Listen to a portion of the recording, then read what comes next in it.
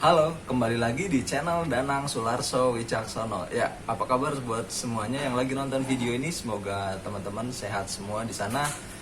Dan buat para subscriber, semoga rezekinya lancar, sehat selalu ya. Dan juga selamat weekend buat yang lagi libur panjang hari ini. Ya, jadi video kali ini gue mau sharing terkait tips di otomotif ya. Jadi beberapa belakangan ini kita udah mulai masuk musim penghujan dan kadang juga disertai banjir ya di beberapa wilayah. Nah, kali ini tips otomotifnya yaitu gimana sih caranya kita mempersiapkan kendaraan kita biar kita tuh tetap aman dan nggak khawatir saat melibas hujan ataupun banjir ya. Jadi tetap aman ketika kita melintasi genangan air ataupun banjir ya. Jadi kurang lebih seperti ini ya detailnya. Oke, kita langsung aja.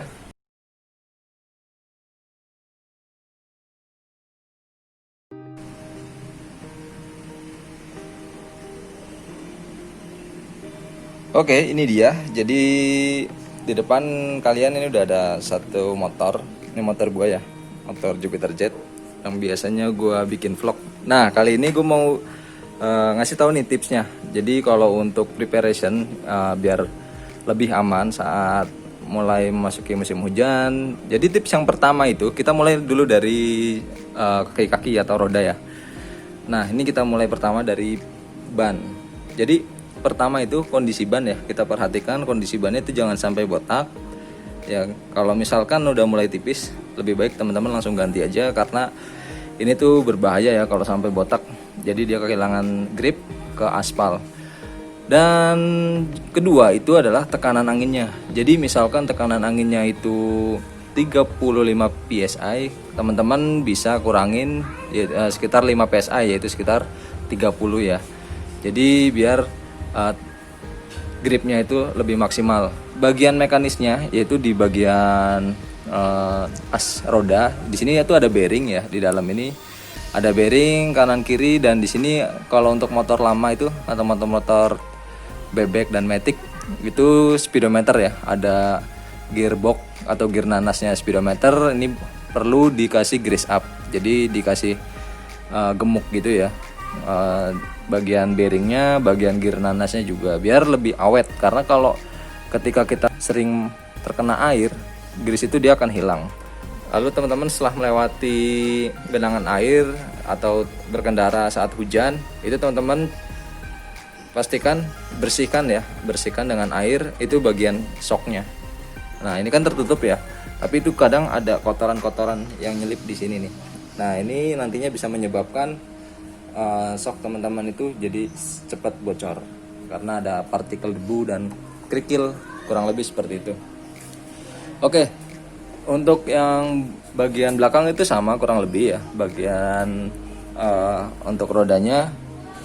Nah, untuk bagian belakang ini sendiri kita lebih sering beri pelumas di bagian rantainya ya, khusus untuk motor manual atau untuk motor bebek. Kita sering lumasi, jangan sampai rantainya ini berkarat ya, karena dia nanti akan mengurangi umur pakainya. Jadi ini udah gue kasih chain loop. Pelumasnya juga jangan oli bekas ya, kalau bisa. Oli mesin nggak apa-apa untuk sementara ya. Oke, terus juga untuk bagian mesin kita lanjut nih ke bagian mesin.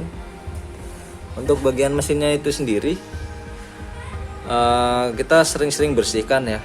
Jadi kalau kondisinya itu harus kering kayak gini, jangan sampai ada oli. Kenapa? Kalau misalkan ada gemuk, lemak atau oli ini, nantinya jika genangan air itu membasahi mesin kalian ya, nanti genangan airnya itu akan bercampur dengan minyak. Nah, itu bakal bahaya buat pengendara lain, termasuk teman-teman sendiri ya. Jika air genangannya sudah tercampur oli, nantinya bakal kena ban belakang ya, dan bisa menyebabkan slip atau kecelakaan. Oke.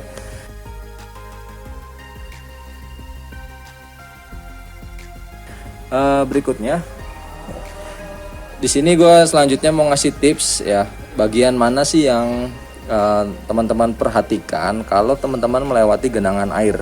Oke, jadi kalau untuk motor gue sendiri nih ya, motor bebek, teman-teman yang punya motor bebek itu sebenarnya lebih agak aman ya untuk melewati genangan yang agak dalam. Jadi kalau motor gue ini sekitar 50 cm dari bawah, itu gue masih berani ya. Jadi sekitar ketinggiannya itu sekitar segini, itu masih oke lah. Dengan catatan teman-teman pakai transmisi yang rendah 1 atau 2 ya, dan juga RPM tetap steady, jadi tetap ditahan dia RPM yang menengah ke atas.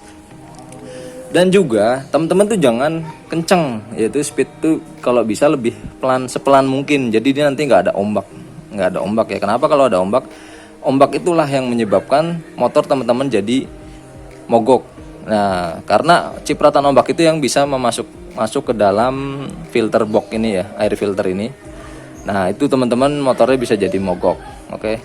Jadi tipsnya itu, kalau untuk motor ini pastikan untuk box filter udaranya ini ada karet di sini ya. Ini teman-teman cek dulu, cek sekeliling ini, itu pasti dia rapat ya kalau kita press gini. Nah, kalau misalkan sealingnya udah jelek, itu teman-teman cepat-cepat ganti ya. Jadi takutnya nanti bisa ada celah air yang masuk dari situ. Oke. Nah, ini kalau karbu yaitu kalau bisa jangan sampai melewati genangan air yang tingginya melebihi karbu ya. Oke. Maka dari itu gue udah punya standar sendiri. Kalau masih segini itu masih aman. Ini gue info juga ke teman-teman yang pakai motor matic. Nah, karena kebanyakan sekarang udah pakai beralih ke motor matic ya. Termasuk gue juga di rumah pakai NMAX. Nah, untuk motor matic yang sekarang itu kebanyakan air filternya itu ada di sisi CVT, di atasnya CVT ya. Nah, itu otomatis posisinya itu lebih rendah dibanding dengan matic sebelumnya kayak Mio yang jadul tuh, dia kan lebih agak tinggi di sini nih.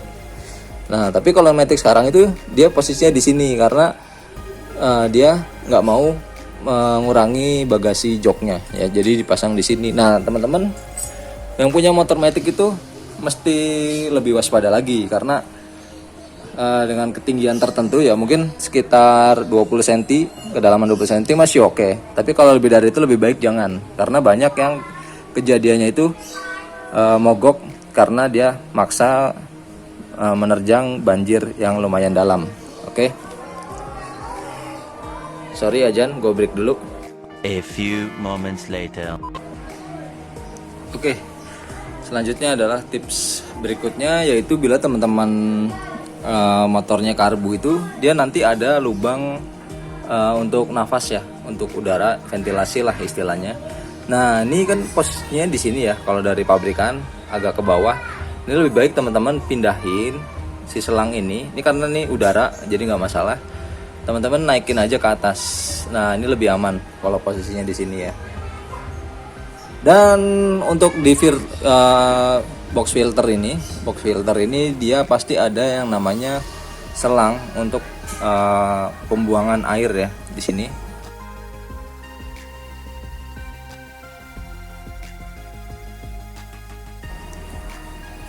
Nah, ini nih. Nah, pada normalnya kan itu ke arahnya ke bawah ya. Nah, kalau di musim hujan ini lebih baik kita naikin aja, karena khawatirnya si selang pembuangan ini dia saat terkena air malah nantinya menghisap air ya. Nah, itu bisa jadi air tersebut masuk ke dalam filter box dan masuk ke karbu, jadi motor teman-teman bisa mogok. Oke, jadi lebih baik ke sini ya, lebih aman. Jadi bagian bawah ini udah nggak masalah. Kalau ini adalah selang pembuangan bensin dan ini ada kerannya ditutup ya, jadi lebih aman. Terus teman-teman pastikan juga nih bagian sini kabel yang masuk ke blok magnet atau ke generator ini pastikan dia rapat ya, seal-sealnya ini. Kalau misalkan ada yang bolong, ada celah, teman-teman bisa sealing pakai lem tribon gitu sekelilingnya, jadi nanti lebih aman.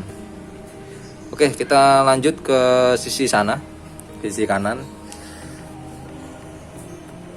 Nah, untuk di sisi kanan itu ada yang namanya kabel busi. Nah, kadang kalau ini terendam itu air terjebak di dalam cangklong. Nah, di sini ya, makanya kadang orang-orang sering diketok-ketok ini nih biar airnya keluar. Nah, sebenarnya teman-teman bisa kasih isolasi di sini ya. di sambungan kabelnya ini biar lebih rapat. Nah, isolasi terus di kabel tis, di klem. Jadi itu lebih aman ya. Insya Allah itu airnya nggak akan masuk ke dalam cangklong businya. Jadi pengapiannya tetap aman. Oke. Lalu kita cek juga nih bagian packing knalpot, pastikan nggak ada yang bocor atau rembes ya. Ya, jadi kurang lebih untuk di bagian mesin seperti itu, bagian-bagian yang perlu diperhatikan.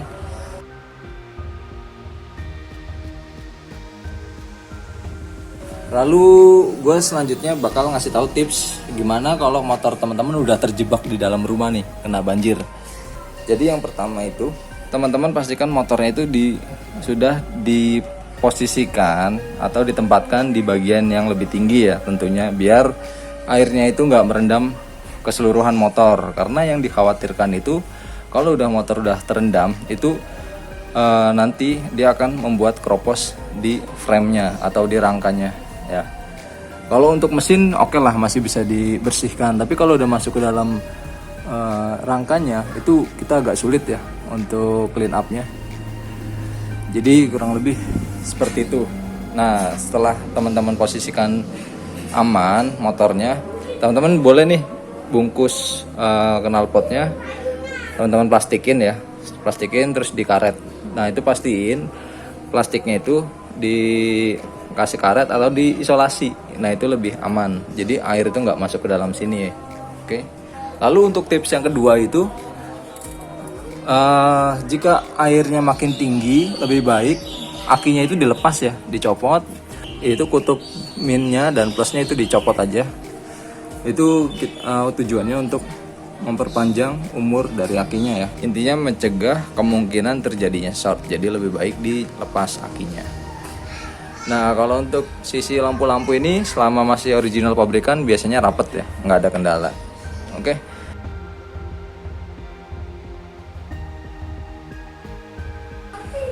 Dan untuk tips berikutnya, jika motor teman-teman ini udah kerendam banjir ya, karena mungkin nggak sempat diselamatin dan posisinya udah kerendam, dan gue punya tips dan saran, yaitu pertama, kalau teman-teman motornya kerendam, yaitu bersihkan dulu, semprot dulu dengan air, harus bener-bener bersih dulu ya, karena air banjir itu dia sangat tajam ya, sangat keras, karena kan bercampur dengan segala macam cairan ya.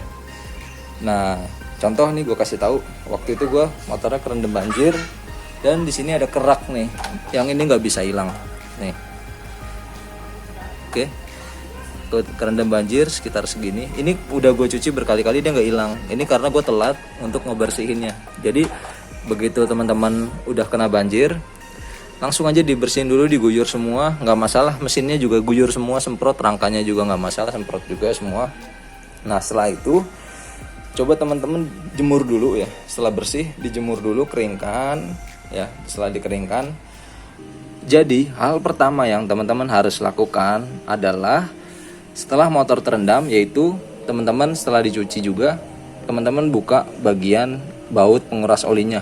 Jadi ganti dulu olinya, buang dulu olinya yang lama, karena biasanya oli yang lama itu dia warnanya menjadi agak keputihan ya, karena telah tercampur dengan air. Jadi ciri-cirinya seperti itu. Kalau oli atau minyak yang tercampur dengan air, dia akan menjadi warnanya keputihan.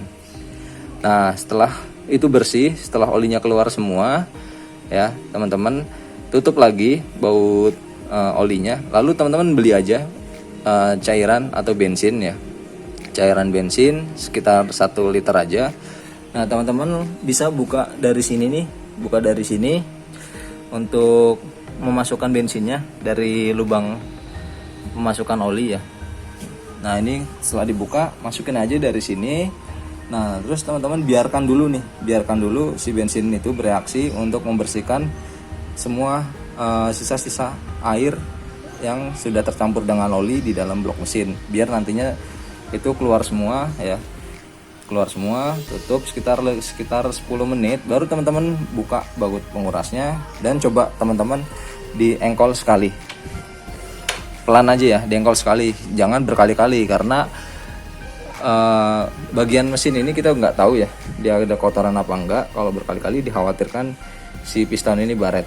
Oke, jadi tujuannya itu untuk mengaduk ya si cairan yang ada di sini, jadi biar bisa lebih bersih maksimal. Oke, setelah itu si bensinnya dibuang semua, dikeluarin semua, tapi hati-hati ya, jangan sambil ngerokok, soalnya bisa nyala itu.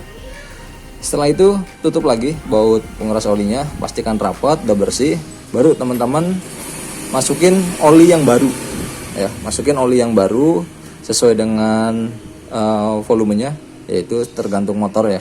Setelah itu dimasukin oli yang baru dan teman-teman cek nih bagian karbu ya, bagian karbu dan juga bagian filternya. Kalau bagian karbu itu yang perlu dicek adalah bagian sini nih, pelampungnya nih, ruang pelampung. Nah ini tadi tujuannya ada selang ini ya. Nah selang ini tujuannya untuk membuang air, karena biasanya air dengan bensin yaitu posisi air akan selalu ada di bawah ya, karena berat jenisnya berbeda, jadi air itu selalu di bawah. Nah teman-teman tinggal buka aja nih, kuras sampai benar-benar habis ya. Di sini udah habis, kemungkinan air dan bensin yang tercampur itu udah terbuang. Nah teman-teman cek juga nih tangkinya, apakah tangkinya itu terkena atau termasuk kemasukan air. Kalau iya, lebih baik dikuras dulu ya. Dikurasnya itu simpel, nggak perlu dibalikin motornya. Buka yang dari dalam itu, teman-teman buka dari yang selang di bawah tangki ya, langsung teman-teman lepas, itu nanti dia otomatis turun sendiri bensinnya. Nah setelah bersih baru teman-teman pasang lagi, masukkan lagi, isi lagi bensinnya, kurang lebih seperti itu. Nanti setelah olinya baru, bensinnya juga udah baru, filter otomatis ganti ya. Untuk filter otomatis ganti, bersihkan dulu ruang filternya nih, ruang filternya ini dibersihkan. Nanti setelah bersih baru itu udah insya Allah aman, bisa dinyalakan lagi ya setelah motornya kerendam. Jadi kurang lebih itu aja sih. Jadi teman-teman hanya perlu beli bensin seliter, beli oli yang baru ya, lalu beli air filter atau box filternya ya. Jadi kurang lebih hanya itu aja ya. Tentunya tadi pertama mesti dicuci dulu ya. Oke ya, jadi kayak gitu kurang lebih untuk tipsnya ya. Jadi di video ini gue nggak bikin video cara bongkarnya segala macam, karena alhamdulillah motor gue masih baik-baik aja ya, nggak kena hujan, nggak kena apapun. Hanya tadi sebelumnya gue udah preventive maintenance, di grease up, clean up ya, dibersihin semua, di sealing juga, cek dulu packingnya apakah ada yang rembes atau enggak. Jadi kurang lebih seperti itu ya. Dan tadi gue udah sharing juga terkait handling setelah motor teman-teman itu kerendam air banjir tentunya ya. Ya, jadi kurang lebih seperti itu. Semoga video ini bermanfaat buat teman-teman dan semuanya. Bila ada pertanyaan silahkan komen-komen di bawah ini ya. Dan juga jangan lupa subscribe channel ini, dan juga aktifkan tombol lonceng ya di sebelah sini nih, tombol loncengnya, agar teman-teman bisa mendapatkan notifikasi video yang selanjutnya. Dan juga akan masih banyak lagi video-video menarik lainnya. Jangan lupa like bila suka video ini dan share ke teman-teman kalian. Sampai jumpa, salam otomotif.